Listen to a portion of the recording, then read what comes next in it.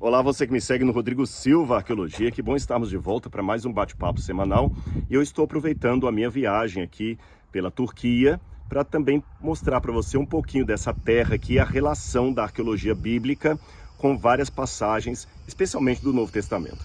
Eu já fiz vídeos aqui onde eu estou agora, eu vou revelar o lugar daqui a pouquinho para vocês, mas eu gostaria de trazer algumas informações mais recentes das escavações que estão acontecendo aqui. E você sabe onde eu estou, não é? Na cidade de Sardes. Sardes, para você lembrar, é uma das cartas mencionadas no Apocalipse, quando João escreve, inspirado por Deus, 7 cartas, representando 7 períodos da história do povo de Deus. Uma dessas cartas vem para a cidade de Sardes. Mas antes de mostrar para você algo interessante que foi encontrado aqui, eu gostaria de convidar para que você se inscreva aqui no nosso canal.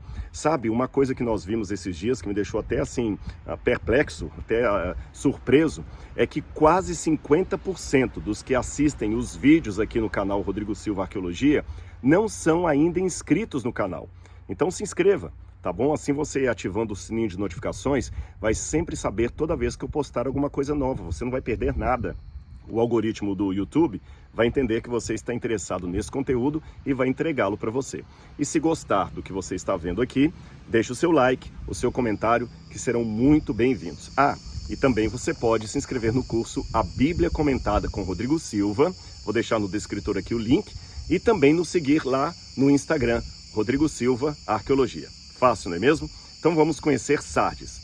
Eu estou levantando uma hipótese provisória. Quero até destacar essa palavra aqui, provisória. Vamos ver no futuro se está certa essa minha ideia ou não, esse meu insight. Que houve uma certa simbiose entre a comunidade judaica aqui de Sardes e a comunidade cristã. Isso até lançaria luz sobre a carta de João no Apocalipse. Todo esse corredor que vocês estão vendo aqui é repleto de lojas e de comércio judeu, tá bom? Aqui nós temos uma mistura de elementos da época, tem pouca coisa da época persa, mas tem alguma coisa também da época helenística, da época romana e do período pós-apostólico ali, já na idade bizantina, na época bizantina. Mas vamos começar com essa loja judaica aqui. Era uma loja de alguém que trabalhava vendendo tintas. Nós sabemos a profissão, o nome do dono de cada loja, de cada estabelecimento e a sua origem, porque os nomes são judeus. E nós estamos indo em direção à sinagoga. E também pelos elementos que foram encontrados aqui. Olha a cigarra cantando aí, fazendo coro. Eu espero que vocês tenham paciência com os barulhos externos. Nós acabamos deixando o microfone lá no ônibus, então vai gravar assim mesmo, para você poder ter o conteúdo. Mas vamos lá. Essa loja aqui tem um elemento que chama atenção. É esse aqui, olha. Vocês estão vendo? Eles reaproveitaram o mármore de um outro tipo de construção. Isso aqui é um segundo uso, é uma reciclagem, para fazer ali uma espécie de bacia ou tanque, alguma coisa assim. Mas o que me chama atenção é que o reaproveitamento foi de um material vindo de origem cristã. Olha a cruz aqui, inclusive com inscrições gregas embaixo. Ora, um judeu, se tivesse alguma animosidade contra o cristianismo, inimizade, algum preconceito, ele não colocaria no seu estabelecimento um símbolo cristão, especialmente da cruz. Você sabe que os judeus, por causa de tudo que eles foram acusados durante, principalmente a Idade Média, mas mesmo antes disso, de serem assassinos de Deus, a cruz foi algo que sempre os judeus não gostaram muito. Não fazia parte da sua história. Como eu falei, embora essa aversão à cruz se intensificou mais na época da Idade Média, final da Idade Média, especialmente com a Inquisição, eles já tinham uma ojeriza à cruz que vem desde o começo. Mesmo antes de serem culpados da morte de Jesus. Quando eu falo culpados, não é que eu estou culpando os judeus, é porque um viés antissemita vai dizer que os judeus mataram Jesus, os judeus mataram Deus. E aí, qual é o erro dessa frase? Você está pegando a parte pelo todo. Houve judeus que participaram do processo condenatório de Jesus, mas não foram todos os judeus. Haja vista que aqueles 5.000 e 3.000 que se batizam na pregação dos apóstolos, de acordo com o livro de Atos, eram judeus. Os apóstolos eram judeus. Paulo era judeu. O Novo Testamento foi escrito todo, embora em grego, com um tom, um acento judaico. E foi um grande erro do cristianismo quando acabou tirando de Jesus e da história de Jesus as raízes judaicas do cristianismo. Então não podemos agora tapar o sol com a peneira. Houve judeus sim que rejeitaram Jesus, houve judeus até que blasfemaram o nome de Jesus. Existem alguns rabinos da época talmúdica que ensinam a pronunciar não Jesus, Yeshua, mas Yeshu. É uma forma de xingar o nome de Jesus e falam que Jesus está queimando no inferno. Isso é muito sério. Existe inclusive uma maldição ao nome de Jesus. Então há judeus realmente que odeiam Jesus, mas eu não posso pegar a parte pelo todo, porque também há cristãos que odeiam judeus, e o ódio de um lado ou de outro nunca é justificado. Mas com esse preâmbulo, só para você entender que o fato de um judeu permitir ter uma cruz aqui é algo que me chama atenção. Lembre-se que na época romana, a cruz era um objeto de tortura, de perseguição, que ninguém queria ser associado a ela. Mas vamos continuar andando aqui. Ainda nas lojas judaicas, nós temos outras aqui que são muito interessantes de serem vistas, e você vai conhecer um pouquinho da comunidade judaica aqui de Sardes e como eles tinham uma boa condição financeira. Vamos andando. Nessa parte aqui, o judeu que era dono desse estabelecimento tinha um restaurante. E como sabemos que aqui era um restaurante? Bom, você tem a parte da cozinha, que ficava aqui, o balcão, e aqui onde as pessoas sentavam. Olha que interessante, você sentava de costas para o balcão. Você podia sentar também naquela parte ali, podia sentar no segundo cômodo. Era um restaurante modesto para os padrões de um restaurante de hoje, mas para a época em que as pessoas não tinham o hábito atual de comer fora de casa, esse restaurante até que funcionava muito bem. Era para atender mais forasteiros, pessoas que passavam aqui. Não é esta a ideia que nós temos no século XXI, da pessoa trabalhar fora e na hora do almoço e comer num restaurante. Não é essa a ideia que eles tinham. Aliás, para eles era inimaginável o nosso tempo. Você comer separado da sua família, como assim, todos os dias? Não faz sentido isso. Então esse restaurante aqui era para atender geralmente pessoas que viessem de fora e fossem comer algo ou tomar uma bebida, um vinho, alguma coisa assim. Um restaurante da cidade de Sardes. Mas vamos continuar conhecendo aqui os comércios que a comunidade judaica tinha aqui. Aliás, uma coisa que chama atenção é que os judeus eram muito bons em fazer joias, trabalhar como ourives. E a cidade de Sardes tem desde a sua origem uma mitologia relacionada com o ouro, que eu vou contar para vocês daqui a pouquinho. Aqui era uma residência que ficava exatamente no ponto comercial da cidade. Não era incomum as pessoas, às vezes, morarem junto com o seu estabelecimento comercial. Aqui, quem morava gostava de trabalhar com reciclagem. Olha que interessante, na parede aqui, você tem restos de uma coluna do período grego, tá bem? E provavelmente o dono dessa residência aqui, ao que tudo indica, trabalhava como alguém que trabalhava com joias, especialmente ourives. E a história da cidade de Sardes tem um mito, ou uma mitologia, relacionada ao ouro. Dizem que o rei Midas, você já ouviu falar da história do rei Midas, queria ficar muito rico e ele pediu algo ao deus Dioniso. Ele pediu ao deus Dioniso que ele pudesse ficar o homem mais rico do mundo, que tudo que ele tocasse virasse ouro. Você já ouviu falar dessa história, não é isso? O dedo de Midas. E Dioniso atendeu ao pedido dele. Mas o seu pedido se tornou numa maldição, porque quando ele tocou numa pedra, ela virou ouro, ele ficou feliz. Trocou numa árvore, ela virou ouro. Mas quando ele foi tocar na sua própria esposa, a esposa virou uma estátua de ouro. Ele queria levar um alimento à boca para comer, mas tão logo encostava nos seus lábios, se tornava ouro. Ele não podia comer, não podia fazer nada. Então essa história do rei Midas até se tornou um lema contra a avareza, contra pessoas que querem a todo custo ganhar dinheiro. Essa é uma questão que nós temos que pensar até hoje, né? Você tem que escolher entre ter razão ou ser feliz. Sabe, o dinheiro pode facilitar a vinda de certas coisas, mas ele não compra felicidade, nem alegria, nem satisfação. Se comprasse, você não teria nenhum rico tratando de depressão ou internado com problema de drogas. Só para você pensar. Agora, tem um rio realmente que passa aqui perto da cidade de Sardes que tinha muito ouro. E por isso, muitos judeus aqui também trabalhavam com ouro. não apenas judeus, outros ourives também, mas parece que aqui em Sardes os judeus foram aqueles que se especializaram também na arte de fazer joias preciosas. E aqui nós temos alguém que trabalhava com isso. Vamos continuar o nosso passeio? Aqui eu tenho uma outra casa de um comerciante judeu. Evidentemente que ele morava nessa parte aqui, no andar de cima, que hoje não existe mais. Mas você ainda tem os restos da escada que dava acesso até o segundo piso, tá certo? Eu sei que você deve estar estranhando, mas as casas são muito pequenas, praticamente um cômodo, um espaço aberto. Sim, eles não tinham essa necessidade que muitas vezes nós temos hoje, de casas grandes de 1.000 metros, 700 metros, 400 metros. Embora isso está mudando um pouquinho, né? Em algumas cidades como Tóquio, Nova York, até São Paulo, as pessoas estão cada vez morando em espaços menores. Será uma tendência do século XXI voltar às casas pequenas como era naquele tempo? Não sei. Isso seria assunto para um outro vídeo.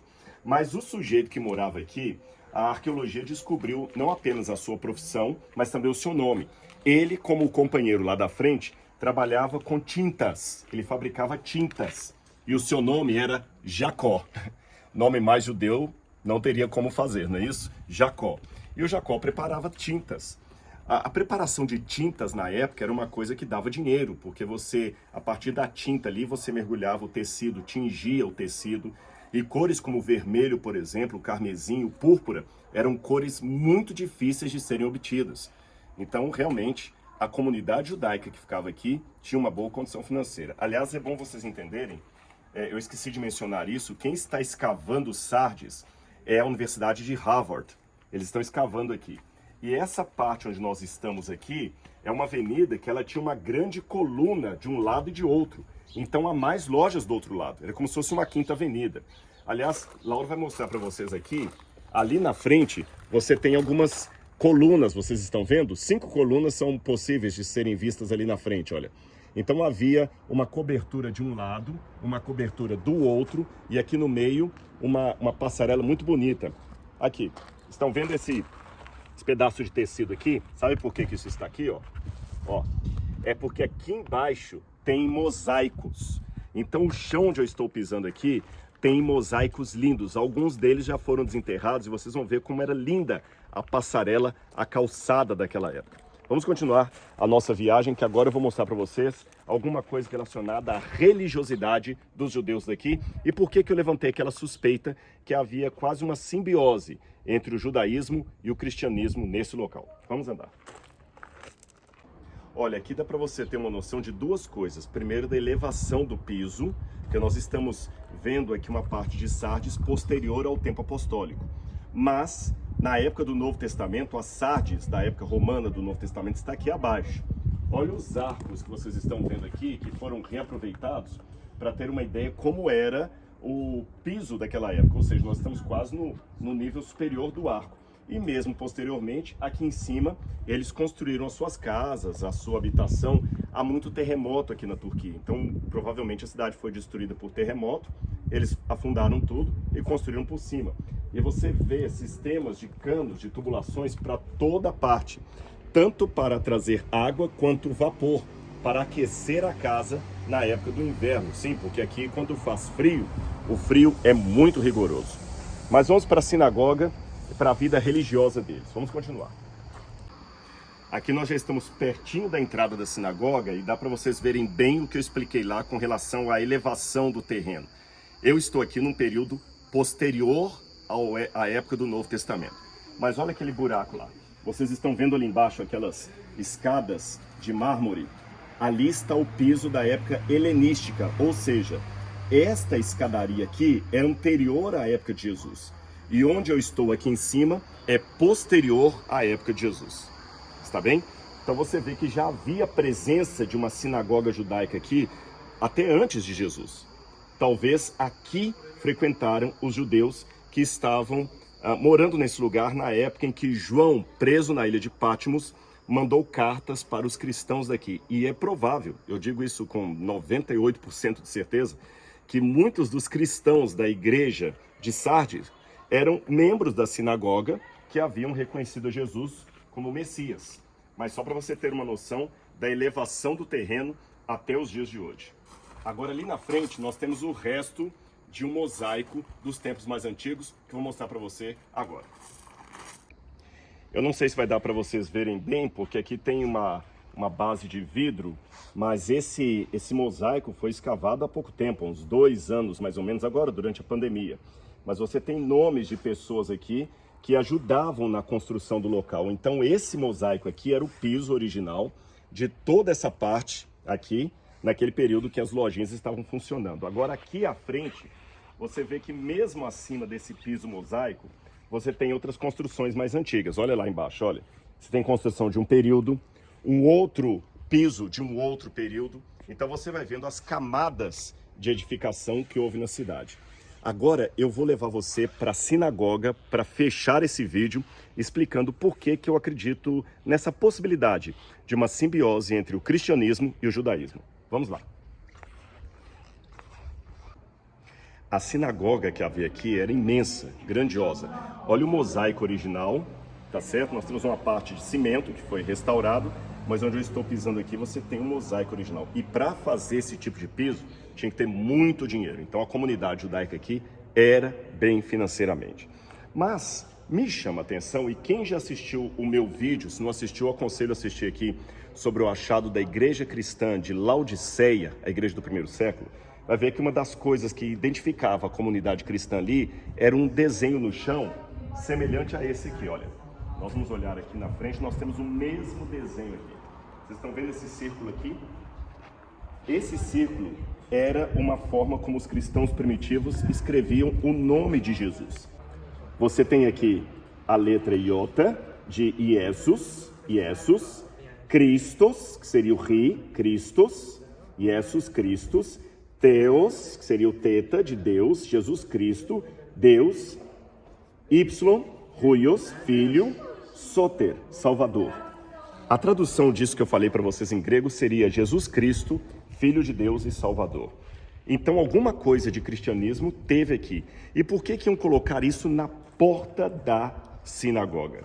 Seria um indício de que os judeus que aqui estavam tiveram alguma relação, alguma simbiose, quem sabe uma política de boa vizinhança com o cristianismo, especialmente na época do período bizantino? Pode ser, não sabemos. Eu vou mostrar mais uma coisa para fecharmos aqui a sinagoga, que evidencia essa suspeita que eu estou levantando. Aqui nós temos a sinagoga, só para lembrar, ela é posterior aos tempos do Novo Testamento. Mas apesar de ser posterior aos tempos do Novo Testamento, ela está construída sobre a comunidade judaica que já estava aqui desde a época helenística. E aqui você entra na sinagoga, é um espaço muito grande, então você tem uma ideia que a comunidade judaica que vivia aqui era realmente grande pelo tamanho da sinagoga. E você tinha duas coisas que me chamam a atenção aqui. Vejam bem, aqui nesses dois vãos você tem um lugar com esses pilastras, com esses pilares ou com essas bases, essas colunas, onde eles colocavam uma cadeira aqui e outra cadeira do lado de lá, tá bom? Tem um casal sentado ali. O que seriam essas duas cadeiras? Você tem uma cadeira para Elias e uma cadeira para Moisés. Elias representando a lei, Moisés representando os profetas. Então sempre que falava a lei e os profetas, pensava assim, Elias e Moisés. Por isso que na transfiguração de Jesus, Elias e Moisés aparecem. A lei e os profetas apontando para Cristo, tá certo? Agora, lá na frente, você tem aquela mesa de pedra, de mármore, e uma meia-lua, como se fosse um apsum. Essa meia-lua ali também tem o formato das primeiras domus ecclesia, ou igrejas do lar, lugares que foram transformados, melhor dizendo, em igrejas cristãs. Bom, é uma hipótese que eu estou levantando. A certeza absoluta disso eu não posso dar por enquanto. Mas eu quis trazer para vocês um pouco desse maravilhoso lugar aqui, para você ver como a arqueologia também vai ajudando a levantar hipóteses, contextos sobre o Novo Testamento e elementos a mais que nos ajudam a compreender de maneira mais histórica a palavra de Deus. Eu espero que você tenha gostado desse vídeo. Não se esqueça dos convites que eu fiz, tá bom? Inscreva-se no canal se não é inscrito, siga a gente também lá no Instagram e participe do curso A Bíblia Comentada com Rodrigo Silva. Um grande abraço, fiquem com Deus e até o nosso próximo vídeo. Tchau, tchau.